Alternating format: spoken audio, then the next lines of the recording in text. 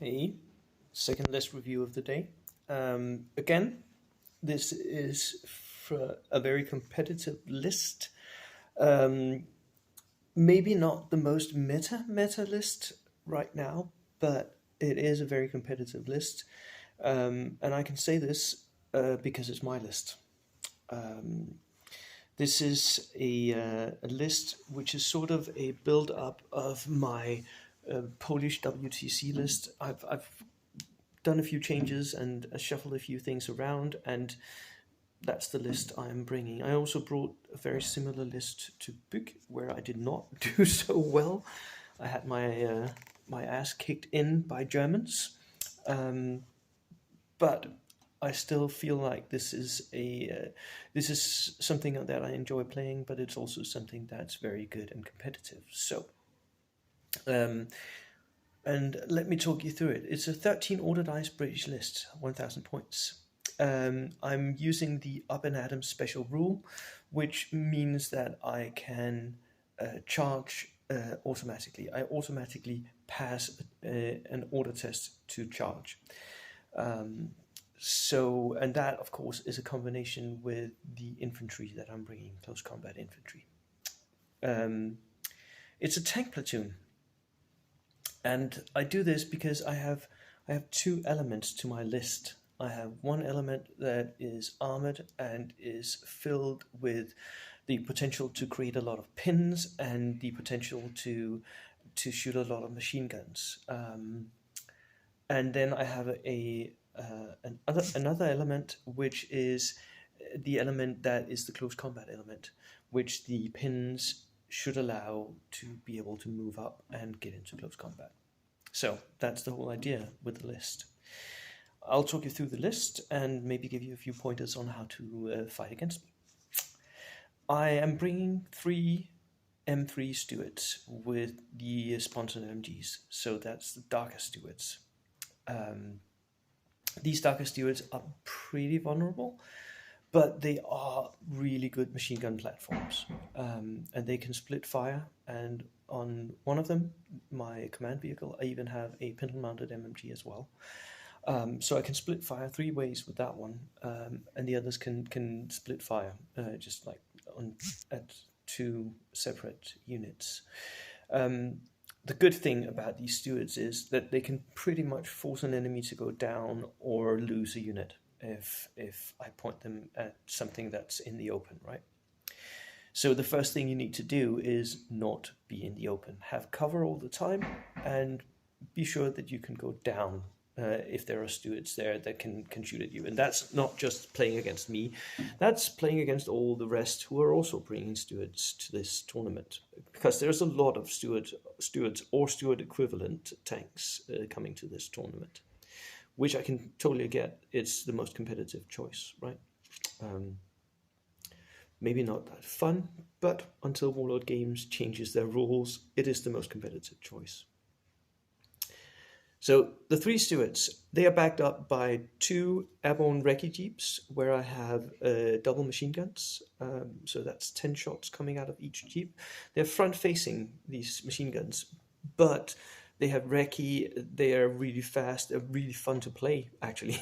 It's one of the units that I most enjoy playing. It's really, really fun to play these recce fast units, which is also why I really like Kaspar's and Michael Christensen's recce platoons.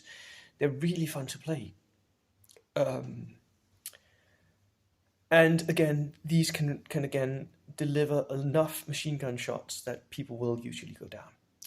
Which is what I want. I have the Free Observer, which again is a method of delivering pins.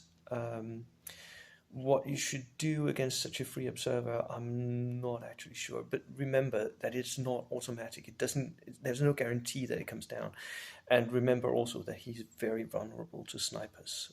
So if you can kill him before I place down my artillery bombardment, that's a good thing. Also remember with the recce jeeps, by the way, back to them, they're open-topped, soft-skinned.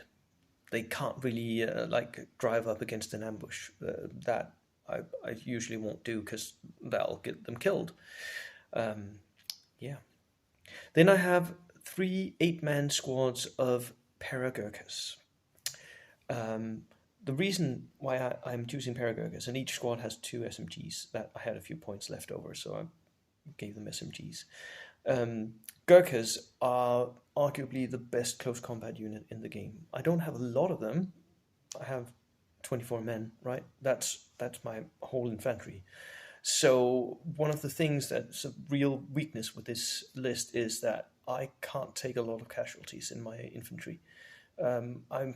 I quickly run out of men if I start taking casualties.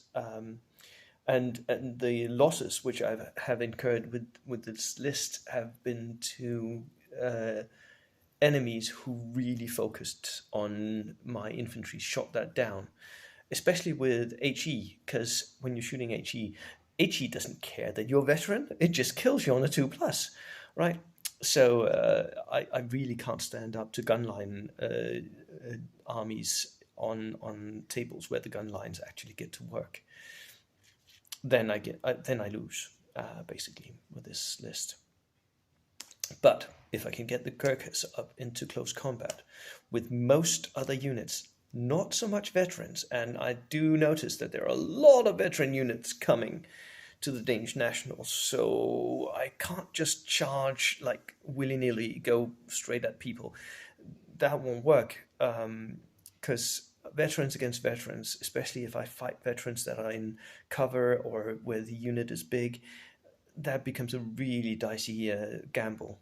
Um, and I made them pairs, and I did this for a very specific reason. And that was because I had this feeling that there was going to be a lot of flamethrowers coming to the Danish Nationals. And Paris are stubborn.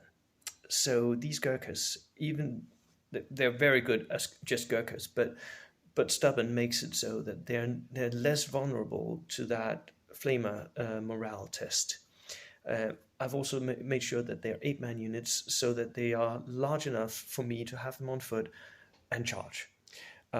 If I cut them down to 5-man units, which I can see other people bringing Gurkhas doing here, I think they're too small to be a real close combat unit. So for me, the ideal close combat unit is an 8-man veteran squad that has some special rules that enables close combat. It could be tough fighter, it could be fanatic, it could be whatever, but the Gurkhas have that scary blighters, which is a really good rule for that. So that's why I'm bringing them in this version. To bring those up, I have three trucks. One inexperienced 15 CVT and two inexperienced 30 CVTs. And the final thing I have is a inexperienced Piat team. I didn't have the points to make it regular. So I'm shooting at -1. That's what it is. The Piat team is mostly there to threaten away enemy armor so that I can maybe put a pin on something. If I kill something, I will be ecstatic with joy. But most of the time it will not kill anything. It's just there. But the trucks is another weakness of this list. Another loss that I incurred with a list very, very similar to this, although not exactly the same, was in Scotland against Topher from the Juggernaut Bolt Action podcast. And Topher, he very correctly saw that my trucks was my weakest point. So he hit them hard, and he took away dice from me simply by killing my trucks. And that's a thing that happens. If I use the trucks to transport out my Gurkhas, those trucks will be horribly exposed. They all die. If I try to hide my trucks, outflankers might come in and kill them. So the trucks are my vulnerable bit in this list. But I'm still going to try.